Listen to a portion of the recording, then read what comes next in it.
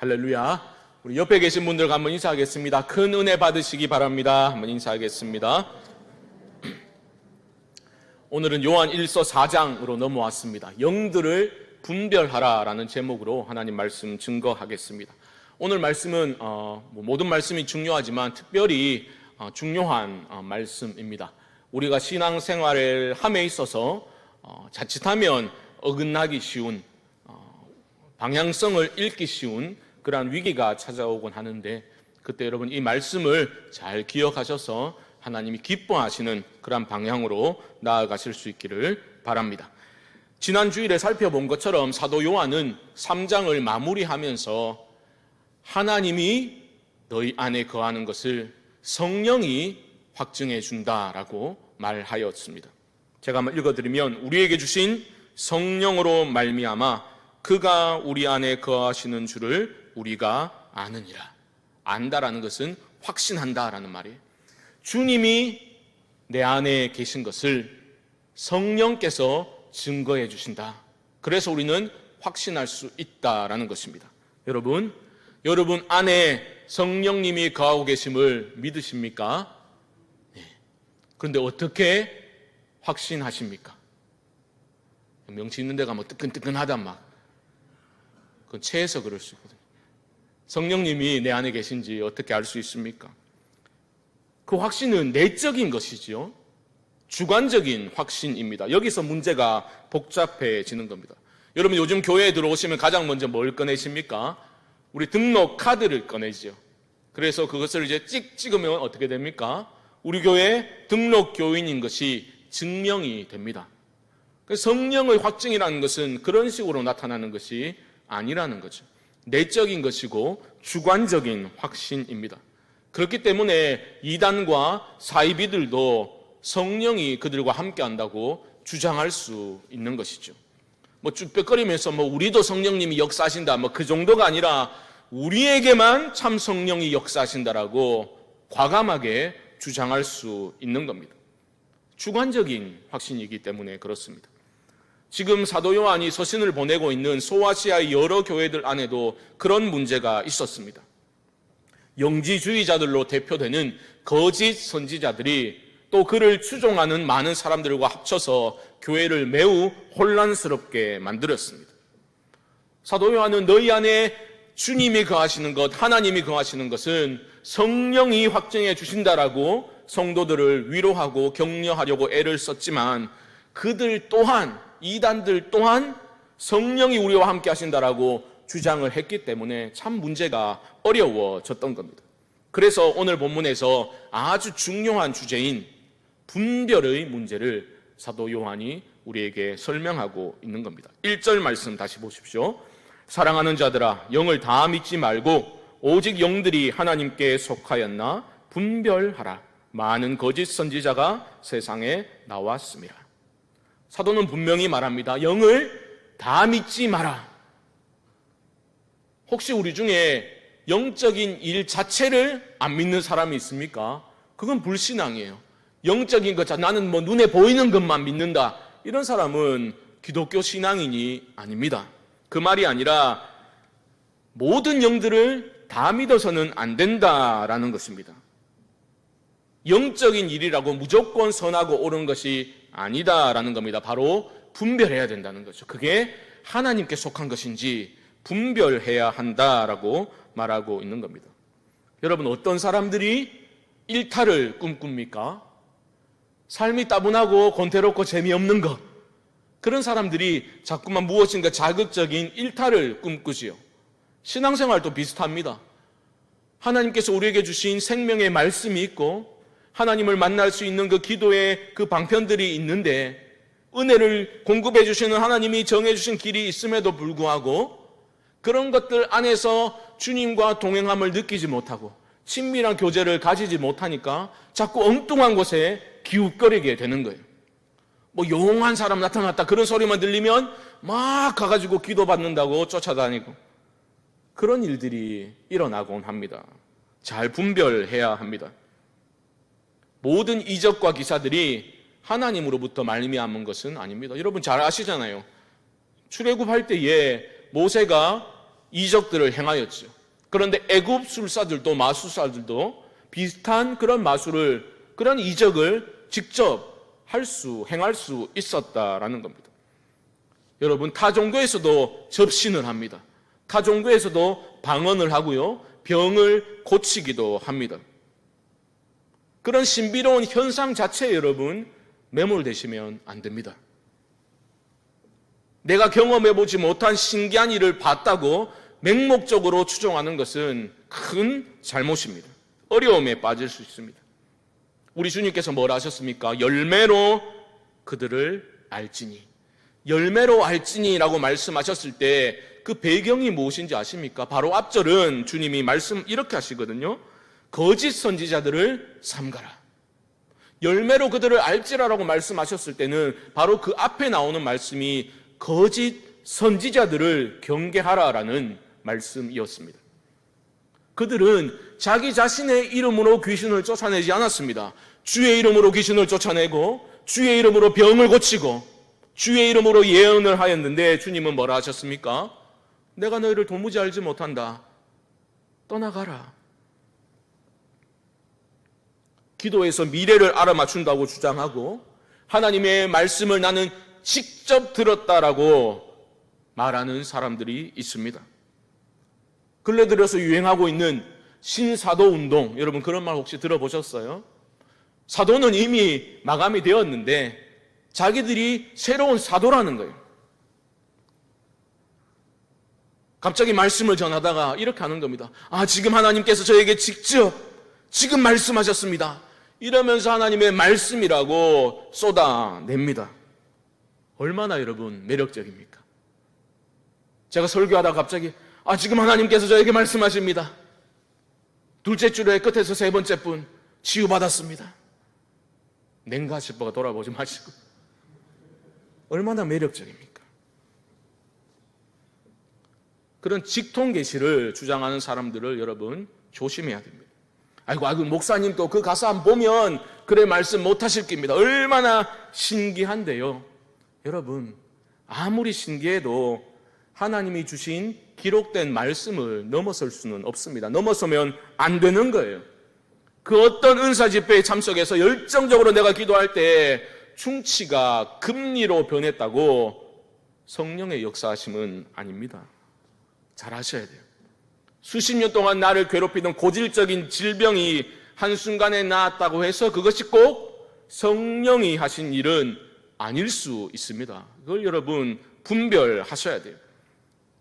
10년 넘게 임신을 못하다가 이상한 데 가가지고 기도받고 애가 들어섰습니다. 빠져나오지를 못합니다. 복음이 나에게 해준 게 뭐가 있냐고 말합니다. 나오지를 못합니다. 잘 분별해야 합니다. 사도 요한은 오직 영들이 하나님께 속하였나 분별해야 말씀하고 있습니다. 저는 기적을 부인하지 않습니다. 저도 방언 기도를 합니다. 저도 어떻게 하든지 깊이 기도하려고 애를 씁니다. 저는 신유의 은사를 믿습니다. 그런데 분별해야 합니다. 분별하라. 이것은 영어 NIV에서는 그냥 테스트라고 번역했어요. 테스트 해봐야 된다는 거예요. 그것이 성령의 일인지 정말 하나님께 속한 일인지를 테스트를 해야 한다라는 겁니다. 여러분 사도 바울 아시죠? 사도 바울이야말로 정말 놀라운 능력의 사도 아닙니까? 성령의 사람 아닙니까? 언제나 천국 다녀온 간증은 인기가 대단하죠. 사도 바울은 그 천국을 경험했던 사람이었습니다. 하지만 떠벌리고 다니지 않았죠. 자세하게 묘사하지도 않았습니다. 잘 분별해야 된다라고 말했습니다. 파스칼 같은 사람도 어떤 시점에 놀라운 강력한 하나님의 임재를 경험하였습니다. 불로 임하는 하나님을 경험했습니다. 그래서 그가 그 경험을 한 그 직후에 급히 날려서서 그 메모를 떠벌리고 다니는 게 아니라 자기 옷감 안쪽에다가 꿰매어서 그렇게 자기만 간직하고 다녔습니다. 파스칼이 죽은 후에 사람들이 발견해서 그 기도가, 그 메모가 지금까지 회자가 되고 있는 겁니다. 바울은 성령의 능력으로 놀라운 이적들을 행하였습니다. 오죽했으면 사람들이 바울에게 달려들어가지고 신으로 추앙하려고 그렇게 몰려들었지 않습니까? 그때 바울이 어떻게 했습니까? 손사래를 치면서 자신이 영광받기를 거부했습니다. 바울의 손수건이나 그 앞치마를 병든 자에게 올려놓으면 병이 낫고 악귀가 떠나가는 놀라운 이적이 나타나기도 했습니다.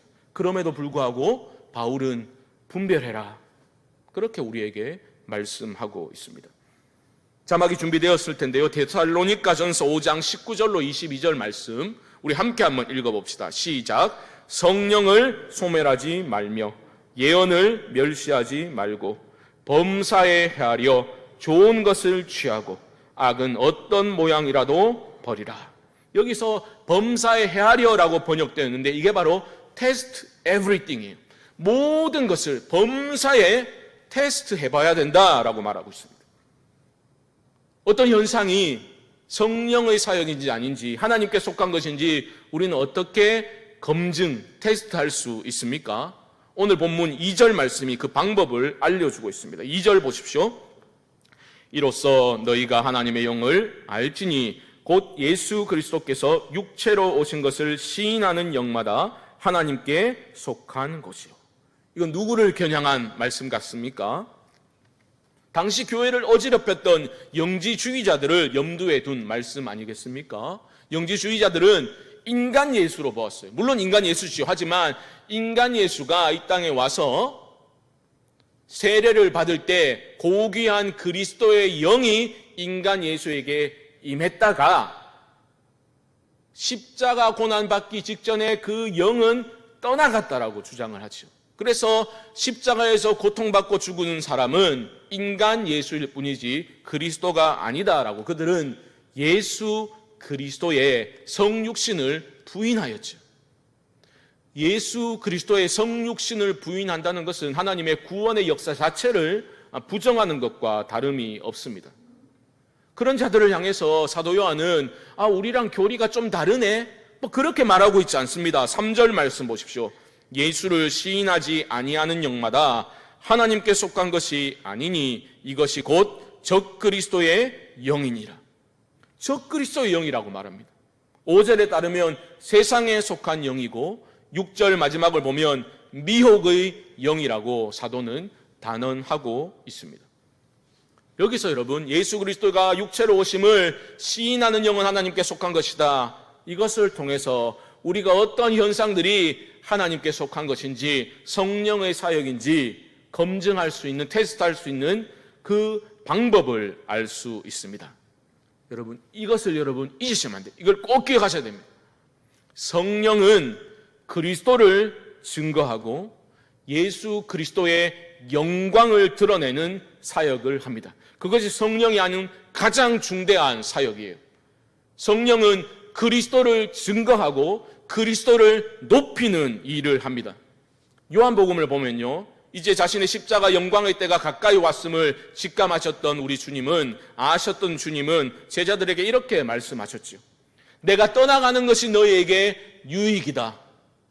주님이 떠나가는데 어떻게 제자에게 유익이 될 수 있습니까? 내가 떠나가야 아버지께서 또 다른 보혜사를 너희에게 보내주시사 너희와 영원히 함께 할 수 있기 때문에 내가 떠나가는 것이 너희에게 유익하다. 그렇게 말씀하셨어요. 또 다른 보혜사라고 했으니 주님이 원보혜사라는 의미입니다. 그 오실 성령님이 어떤 일을 하신다고 요한은 우리에게 알려주고 있습니까? 요한복음 15장 26절 말씀 한번 보여주시죠. 함께 읽겠습니다. 시작. 내가 아버지께로부터 너희에게 보낼 보혜사 곧 아버지께로부터 나오시는 진리의 성령이 오실 때에 그가 나를 증언하실 것이요. 성령이 하시는 일은 그리스도를 증언합니다. 현상을 볼 것이 아니라 그 현상이 무엇을 드러내는지, 무엇을 지시하는지 그 열매를 보아야 합니다. 성령은 그리스도를 증언합니다. 그 성령은 어떤 신비한 능력, 내가 소유할 수 있는 어떤 능력이 아니라 그런 소유하고 있다고 주장하는 자들의 영적 권위를 높이기 위해서 오신 것이 아니라 그리스도를 높여 영광스럽게 하는 그러한 일을 하기 위해서 성령은 오신 겁니다. 요한복음 16장 14절 말씀 보여주십시오. 제가 읽겠습니다. 그가 내 영광을 나타내리니 내 것을 가지고 너희에게 알리시겠습니다. 이걸 잊으시면 안 돼요. 성령이 하시는 일은 그리스도를 증언하고 그리스도를 높이는 일을 하는 것입니다. 얼마나 많은 사람들이 오늘날 성령 사역을 한다고 말하면서 방자히 행하는지 모릅니다. 신비로운 현상들은 난무한데 그 가운데 그리스도의 십자가가 나타나지 않습니다. 그리스도의 자기 비움과 자기 희생의 길을 따라 걷는 그러한 변화는 나타나지 않습니다. 그저 자신에게 필요하다고 믿는, 내가 정말 필요하다고 갈급해하는 그 문제가 해결되는 어떤 신비한 능력으로 성령을 취급하는 일들이 일어나고 있습니다. 마치 막 점쟁이에게 묻듯이 찾아가가지고 막 기도해달라고, 우리 아들이 어떻게 되겠냐고 막 그런 것을 묻고 다닙니다. 그럼 내가 또 기도해 봤는데 막 이러면서 그런 사람을 자기 사람으로 올가매는 그러한 일들이 비일비재하게 일어납니다. 여러분, 이건 이단 사이비 집단의 문제만이 아닙니다. 문제가 있는 교회를 들여다보면 그 중심에서 여러분 공통적으로 발견되는 것이 무엇인지 아십니까? 바로 맹목성입니다. 맹목성이 발견돼요. 그리스도의 복음과 그리스도의 인격이 기준되지 못하고 온갖 자기 세상적인 욕망이 중심이 되어서 욕망에 눈이 멀어버린 그러한 열정으로 충만한 것이죠.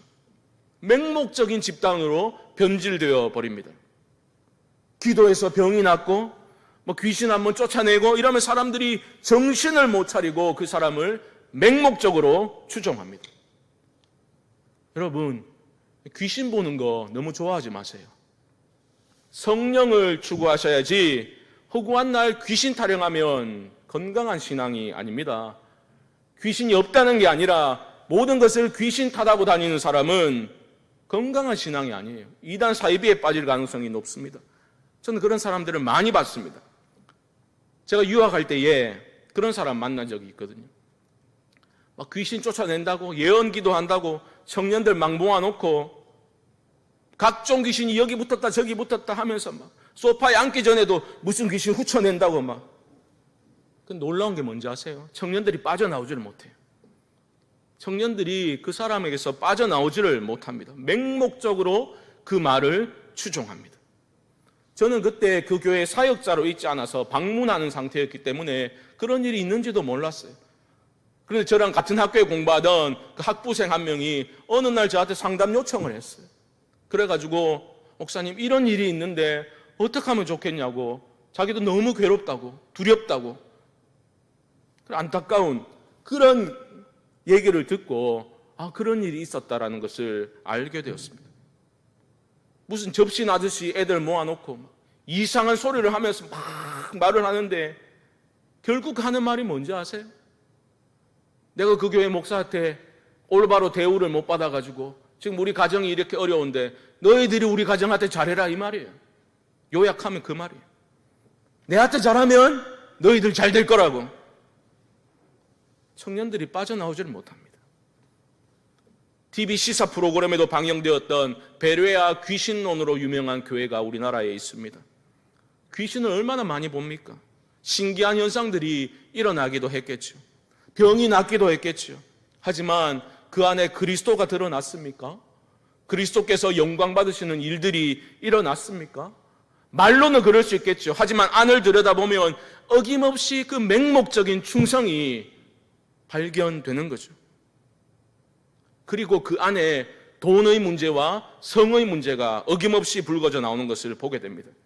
성령을 말하지만 실상은 악한 영, 미혹의 영에 사로잡힌 사람들입니다. 그러므로 사랑하는 성도 여러분, 현상에 매몰되지 마시고 그리스도의 삶과 그리스도의 가르침을 기준으로 삼으셔서 바로 분별하실 수 있기를 바랍니다.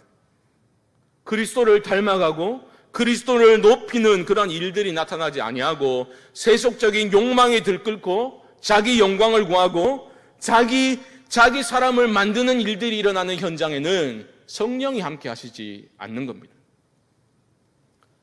성령의 역사인지 아닌지 어떻게 알 수 있는가? 검증할 수 있는가?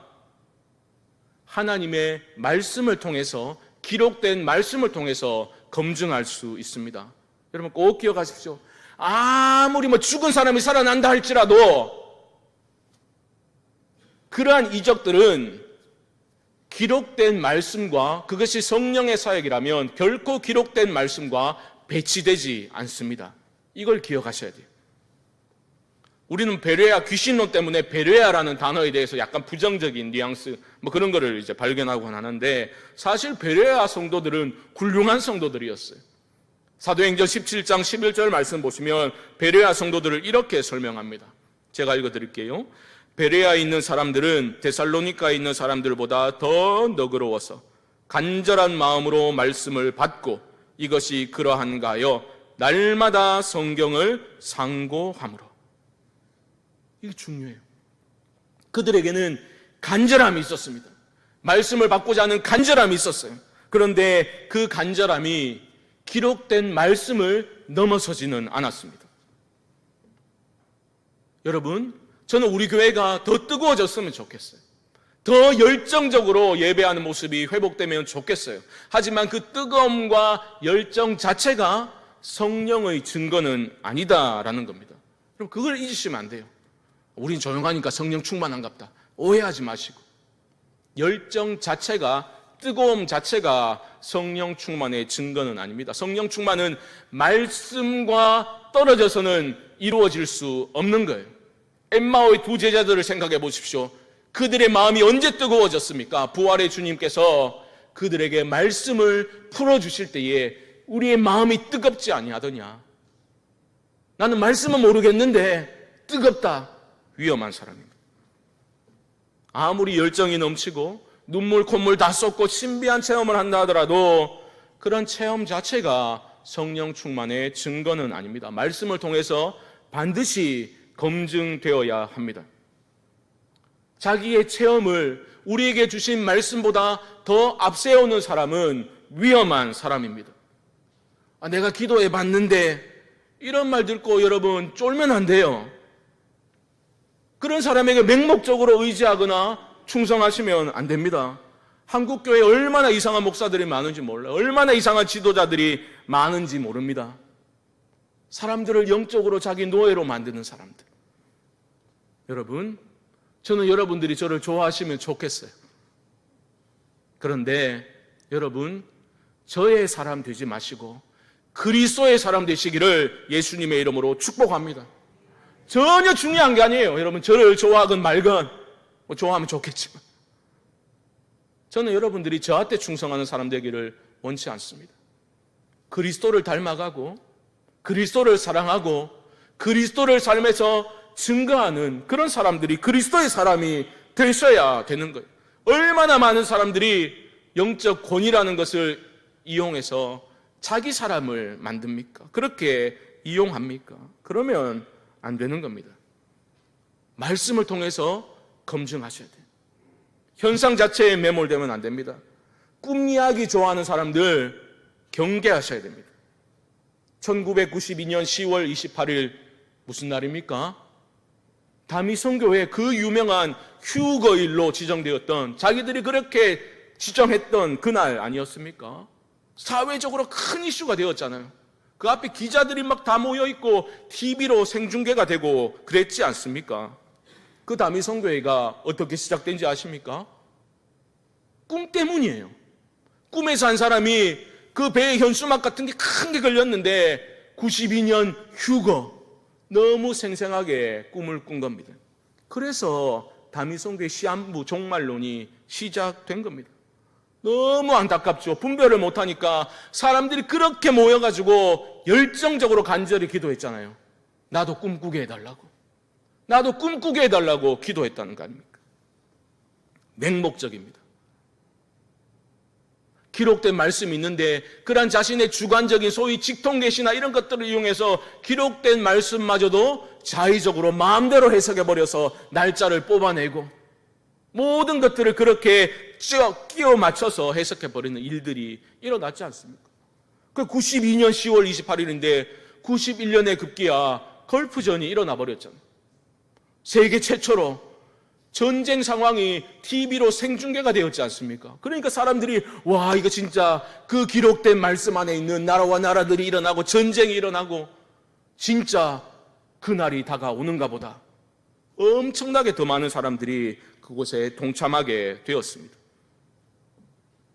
얼마나 교회가 도매금으로 욕을 먹었습니까? 얼마나 비난을 받았습니까? 그러한 맹목성, 눈이 멀어버린 열정들, 한국교회를 망치게 되는 겁니다. 정작 교주 이장림 씨는 어땠습니까? 이단 얘기 너무 오래 하는 거 안 좋은데 어쨌든 그 당시에 34억이나 되는, 그 당시에 34억 이상 되는 돈을 자기 개인 계좌로 이체시켰잖아요. 그리고 사기죄로 왜 구속됐습니까?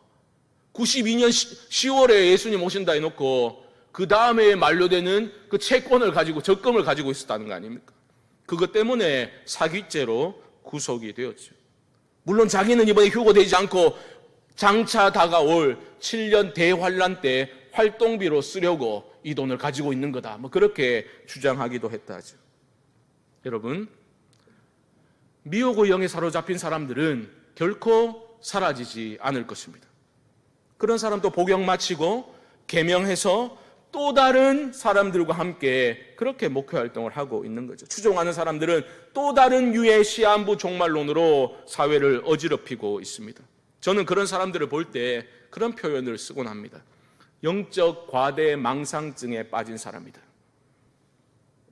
나에게도 하늘이 열리고 무엇이 엄청난 영적인 능력이 순식간에 나에게도 임할 수 있다고. 과대 망상증에 걸린 사람입니다. 바울 흉내낸다고 손수건을 휘저으면서 기도한다고 돌아다니는 사람들, 사기꾼들은 결코 사라지지 않을 것입니다. 왜요? 그런 것들을 좋아하는 사람들이 있기 때문입니다. 내 안에 계신 그리스도와 그분의 말씀이 생명처럼 소중한 것을 인정하지 않고 그것보다는 뭔가 더 자극적이고 뭔가 구체적으로 손에 잡힐 것 같은 그런 것들을, 현상을 추종하는 그 욕망이 사라지지 않는 이상 그런 제2의 제3의 이장님, 이만희 이런 것들은 아니고 이런 사람들은 나타날 수밖에 없는 거죠. 여러분, 영분별과 관련해서 너무 두려워 떨지 마시기 바랍니다. 오늘 본문 4절 말씀 보십시오. 4절 말씀 함께 읽겠습니다. 시작. 자녀들아, 너희는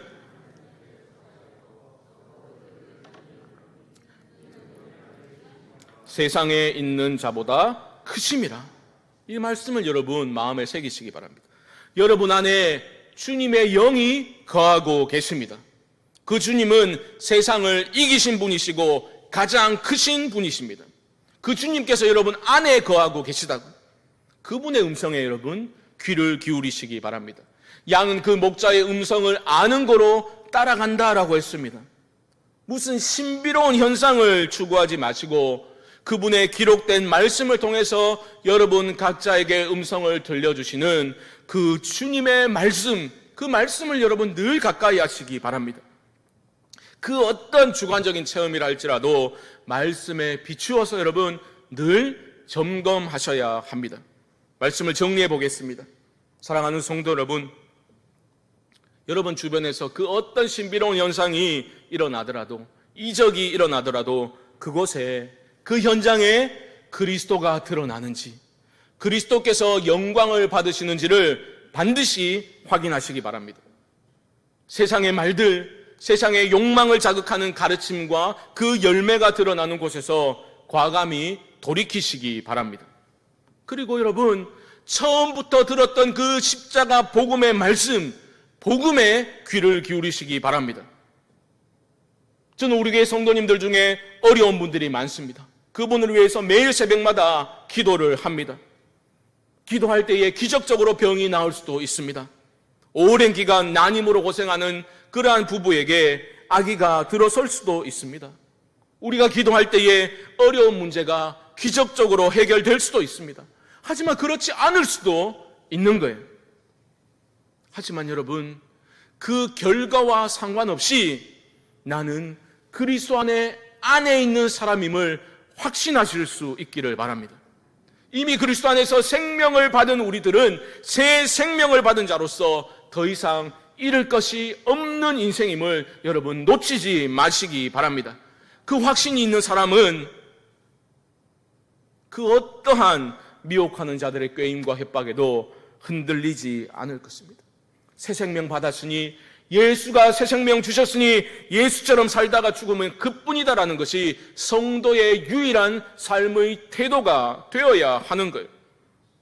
그런 담대한 믿음으로 하나님께 속한 자로서 이 한 주간 주님과 동행하시는 참으로 영적인 삶을 살아가실 수 있기를 주님의 이름으로 간절히 축원드립니다.